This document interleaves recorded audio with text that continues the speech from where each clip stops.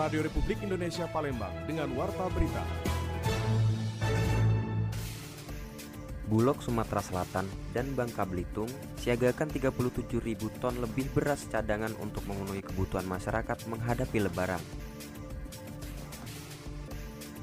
PT Kereta Api Indonesia (KAI) Divre 3 Palembang bersama Dinas Perhubungan Provinsi Sumatera Selatan dan Bank Sumsel Babel menyediakan 1.060 tempat duduk moda transportasi kereta api untuk program mudik gratis 2025.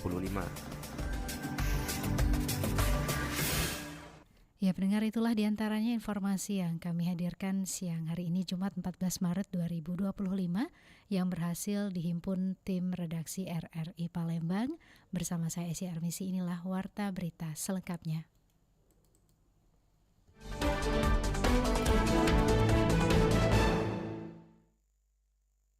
Bulog Sumatera Selatan dan Bangka Belitung siagakan 37.000 ton lebih beras cadangan untuk memenuhi kebutuhan masyarakat menghadapi Lebaran. Stok beras yang dimiliki Bulog bahkan dipastikan cukup hingga 5 bulan ke depan.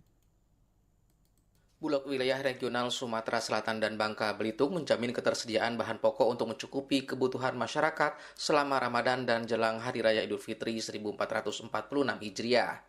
Sebanyak 37.600 ton beras Bulog disiagakan pada sejumlah gudang yang tersebar di Sumatera Selatan dan Bangka Belitung. Pimpinan wilayah Sumatera Selatan dan Bangka Belitung Heriswan mengungkapkan stok beras yang tersedia saat ini bahkan masih mampu untuk mencukupi kebutuhan masyarakat hingga 5 bulan ke depan. Tidak hanya beras, Bulog juga memiliki stok 110.000 ton gula pasir dan 407.000 liter minyak goreng.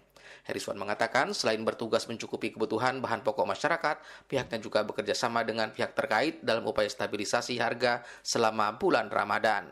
Kita sudah ada bekerja sama sama PT POS, kemudian ada PT Pupuk Indonesia, kemudian juga dari provinsi maupun kabupaten kota yang mengajukan kegiatan-kegiatan ini, dan itu semuanya sudah tercover dengan persediaan stok kita tadi.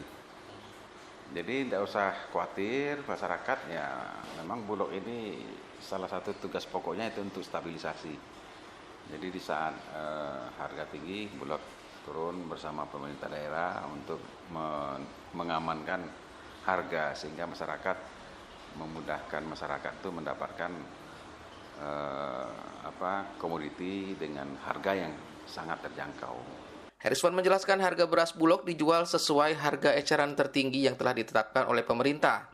Untuk beras premium dijual dengan harga Rp14.900 per kilogram, sementara beras medium Rp12.500 per kilogram. Riana Pridani melaporkan. Wali Kota Palembang Ratu Dewa menegaskan bahwa pihak pengelola kapal tongkang harus bertanggung jawab penuh atas insiden kapal tongkang pengangkut batubara menabrak rumah warga di Keramasan, Kertapati. Sebuah kapal tongkang pengangkut batubara menabrak rumah warga di Jalan Putri Daya, Kelurahan Keramasan, Kecamatan Kertapati pada hari Rabu lalu dan ramai di media sosial. Insiden ini menyebabkan kerusakan pada rumah serta perahu milik salah satu warga. Tongkang Kapuas Jaya 3023 tersebut mengangkut batubara jeti PT Bukit Asam tujuan zona F. Menanggapi kejadian tersebut, Wali Kota Palembang Ratu Dewa menegaskan bahwa pihak pengelola kapal tongkang harus bertanggung jawab penuh atas insiden ini. Jika terbukti bersalah, pihak pengelola kapal tongkang harus mengganti rumah dan perahu warga yang rusak. Menurut Dewa, terkait dengan regulasi kapal tongkang pengangkut batubara, pemerintah Kota Palembang telah mengusulkan peraturan daerah atau Perda. Saat diajukan ke kementerian, terdapat beberapa materi yang harus direvisi, terutama terkait dengan kontribusi dan regulasi pajak daerah atau PAD dari aktivitas kapal tongkang. Perda tersebut juga masih membutuhkan persetujuan lintas kementerian agar dapat segera diterapkan. Ke sini kemarin ada sedikit musibah, ada kapal tongkang, nabrak, ada satu rumah setengah lah, separuh termasuk ada ketek ya.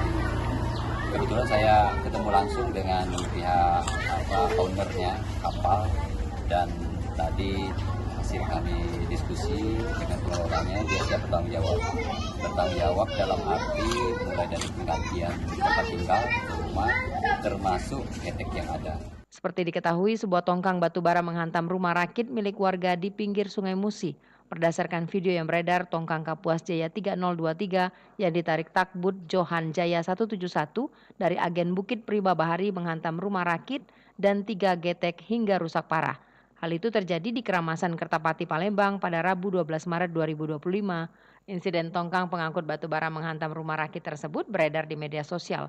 Beruntung dalam insiden ini tidak sampai menimbulkan korban jiwa. Beralih ke berita selanjutnya, Polda Sumatera Selatan gelar bagi takjil dan buka puasa bersama untuk pererat hubungan dengan media. Polda Sumatera Selatan menggelar kegiatan bagi takjil dan buka puasa bersama sebagai bentuk rasa syukur dan kepedulian terhadap masyarakat yang menjalankan ibadah puasa. Acara ini berlangsung di auditorium gedung utama Presisi Polda Sumatera Selatan yang dihadiri oleh Wakapolda Sumatera Selatan Brigjen Pol M. Zulkarnain serta pejabat utama Polda Sumatera Selatan dan Insan Fair Kamis kemarin. Kegiatan ini merupakan bagian dari acara serentak yang dilaksanakan di seluruh Indonesia dengan pusat kegiatan di Mabes Polri. Semua Polda dan Polres termasuk Polda Sumatera Selatan mengikuti acara ini secara virtual. Dan acara ini juga menjadi kesempatan untuk mempererat hubungan antara kepolisian dan masyarakat serta berkolaborasi kegiatan dengan media. Wakapolda Sumatera Selatan Brigjen Pol M. Zulkarnain dalam sambutannya mengapresiasi peran penting media dalam mendukung kegiatan Polda Sumatera Selatan, terutama dalam mempublikasikan keberhasilan mengungkap kasus-kasus tindak pidana. Ia juga menekankan bahwa media memiliki peran strategis dalam menyampaikan informasi penting dan membangun strategi antara kepolisian dan masyarakat. Sebagai bentuk kepedulian perhatian terhadap masyarakat di bulan puasanya. Hadirin yang berbahagia, sebelum mengakhiri sambutan ini, saya berharap dengan dilaksanakannya kegiatan ini bisa meningkatkan rasa kepedulian kita terhadap masyarakat, mempererat tali silaturahmi serta memperkuat rasa kekeluargaan antara Polda Sumsel dengan masyarakat di Provinsi Sumatera Selatan.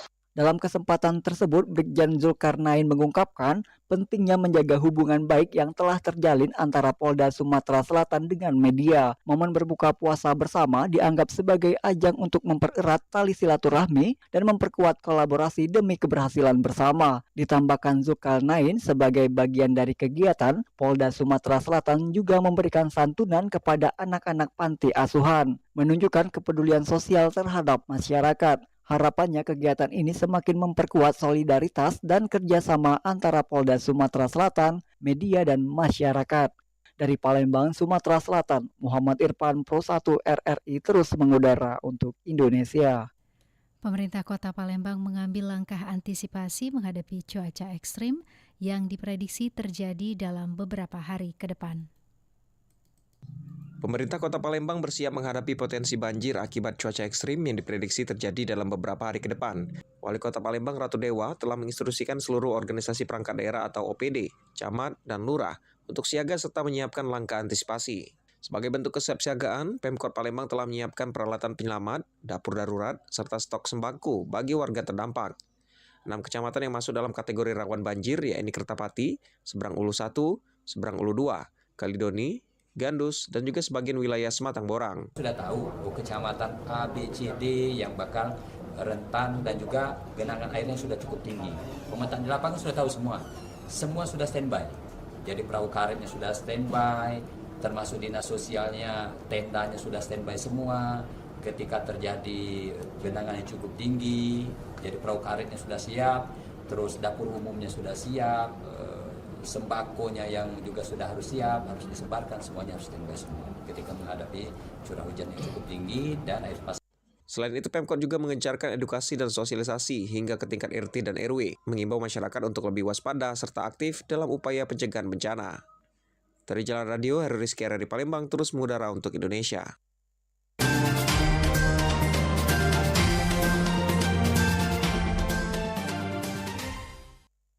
Dalam 3 bulan terakhir, tim Kementerian ATR BPN, Kementerian Pertahanan, dan TNI telah menyelesaikan 92 kasus.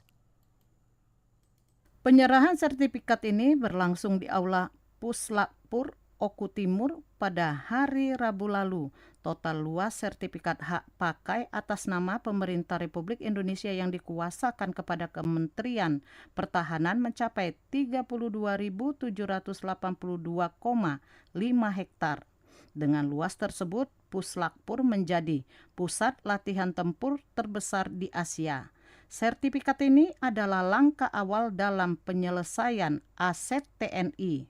Menteri ATR Kepala BPN Nusron Wahid mengatakan pihaknya menemukan 649 titik aset TNI yang perlu diselesaikan.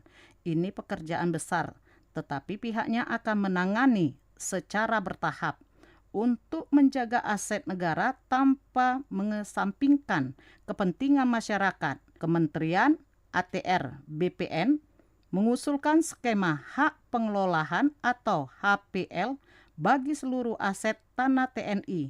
Dengan HPL menurut Nusron Wahid, tanah tetap menjadi milik negara, tetapi tetap dapat dimanfaatkan oleh masyarakat sesuai aturan yang berlaku. Nah, di sini masih banyak sertifikat yang lain yang akan kami tuntaskan karena memang PR kami banyak sekali. Ada sekitar 649 titik untuk aset-aset di bawah Kementerian Pertahanan, baik yang dikelola oleh Kemenhan sendiri maupun dipakai oleh Mabes TNI maupun dipakai oleh Kesatuan TNI AD, Kesatuan TNI Angkatan Laut maupun Kesatuan TNI Angkatan Udara. Rata-rata karena belum ada sertifikatnya, rata-rata banyak sekali yang diokupasi masyarakat. Karena itu akan kita urai satu persatu. Sementara Kepala Staf Angkatan Darat Jenderal TNI Maruli Simanjuntak menyambut baik usulan tersebut dan menegaskan komitmen TNI dalam menjaga keseimbangan antara kepentingan negara dan masyarakat. Pihaknya akan membenahi aset tersebut tetapi juga memastikan bahwa masyarakat yang telah lama memanfaatkan lahan tetap mendapatkan manfaat. Dikatakan Maruli, hal tersebut harus menjadi solusi yang adil untuk semua pihak. Mudah-mudahan keberadaan kami ini bermanfaat untuk khususnya di daerah sini, dan juga tadi yang disampaikan oleh Pak Menteri bahwa nanti mungkin di seluruh Indonesia lahan-lahan kita bisa kita pergunakan untuk kepentingan Angkatan Darat pada khususnya, dan juga kalau memang tidak dipergunakan oleh Angkatan Darat bisa digunakan oleh masyarakat. Berdasarkan data ATR BPN, dalam 3 bulan terakhir, tim Kementerian ATR BPN, Kementerian Pertahanan, dan TNI telah menyelesaikan 92 kasus. Dari total 649 titik, sebanyak 126 berkaitan dengan TNI Angkatan Darat, sementara sisanya berada di bawah Kementerian Pertahanan. Lamsihar Silitonga melaporkan. Pendengar, PT Kereta Api Indonesia KAI Divre 3 Palembang bersama Dinas Perhubungan Provinsi Sumatera Selatan dan Bank Sumsel Babel menyediakan 1.060 tempat duduk moda transportasi kereta api untuk program Mudik Gratis 2025. Menurut Manajer Humas PT KAI Divre 3 Palembang, Aida Suryanti, program mudik gratis menggunakan kereta api akan diberangkatkan dari stasiun Kertapati pada 27 Maret 2025 untuk kereta api ekspres Rajabasa pukul 8.30 waktu Indonesia Barat dan kereta api Bukit Serelo pukul 9 waktu Indonesia Barat. Untuk pendaftaran calon peserta program mudik gratis ini dilakukan sampai dengan 16 Maret 2025 dan selama kuota tempat duduk masih tersedia. Mudik gratis ini diharapkan dapat memberikan manfaat kepada masyarakat Sumsel untuk dapat berkumpul bersama keluarga tercinta dalam merayakan Hari Raya Idul Fitri 1446 Hijriah nanti.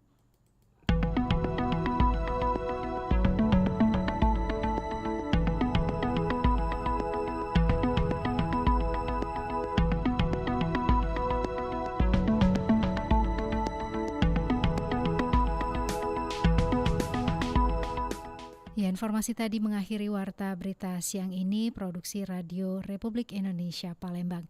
Informasi lainnya dapat Anda akses melalui website kami rri.co.id dan WhatsApp channel RRI Palembang. Juga ikuti media sosial terverifikasi kami, Facebook, Instagram, TikTok, dan X RRI Palembang. Kami juga membuka ruang aspirasi bagi Anda untuk menyampaikan sejumlah persoalan dan peristiwa yang berada di sekitar Anda melalui line WhatsApp kami di 0821 7927 9090 serta pesan chat melalui RRI Digital. Mewakili kerabat kerja yang bertugas, saya Syarmisi mengucapkan terima kasih atas perhatian Anda. Selamat siang dan sampai jumpa. RRI terus mengudara untuk Indonesia.